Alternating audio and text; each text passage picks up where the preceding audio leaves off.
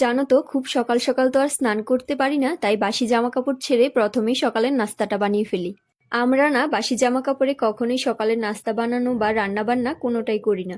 আর স্নান না করতে পারলেও জামা কাপড় ছেড়ে কাজ করলে নিজের কাছেও ফ্রেশ লাগে।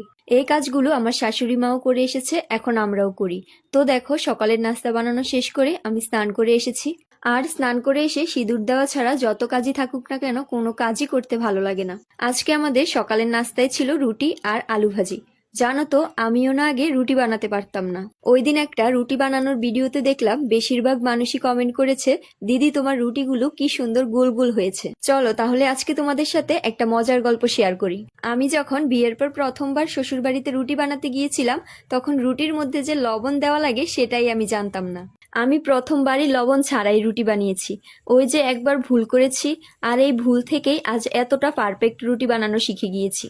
আসলে সত্যি কথা কি জানো, আমরা যখন ভুল করি আর ওই ভুল থেকেই অনেক কিছু শিখতে পারি। আর এখন ভাবতেই অবাক লাগে, প্রতিদিন আমি 6-7 জনের জন্য রুটি বানাই। তো যাই হোক, তোমাদের সাথে তো অনেক গল্প করলাম। আর গল্প করতে করতে এদিকে আমি দুপুরের রান্নাও বসিয়ে দিয়েছি। আজকে না মা বাসায় ছিল না, আর যাওয়ার আগে মা রান্নার জন্য সবকিছু কেটে কুটে রেখে গেছে। আর মা যখন কোথাও যায় তখন আমাদেরকে খুব শর্টকাট ভাবে রান্না করতে বলে। আমি তো এদিকে রান্না করছি, আর দিদি ছোট বাবাটাকে নিয়ে বাইরে গিয়েছে। ও প্রতিদিন ঘুম থেকে উঠলেই ওর একটা রুটিন হয়ে গিয়েছে, একটু হলেও ওকে বাইরে নিয়ে যেতে হবে। তো প্রথমেই আমি আলু টমেটো দিয়ে মাছের ঝোলটা রান্না করে ফেলেছি। এখন দুন্দুল দিয়ে চেওয়া মাছের পাতুরি করব। এই সিজনে আমাদের প্রচুর পরিমাণে চেওয়া মাছ খাওয়া পড়েছে। জানো তো, সিজন তো প্রায় শেষের দিকে, আর এই মাছটা না সিজন ছাড়া তেমন একটা পাওয়াও যায় না। এক দিদি ভাই একটা ভিডিওতে বলেছে, চেওয়া মাছ না ভেজে এমনিতেও রান্না করলে খেতে ভালো লাগে। হ্যাঁ দিদি ভাই, আমরা এভাবেও খাই।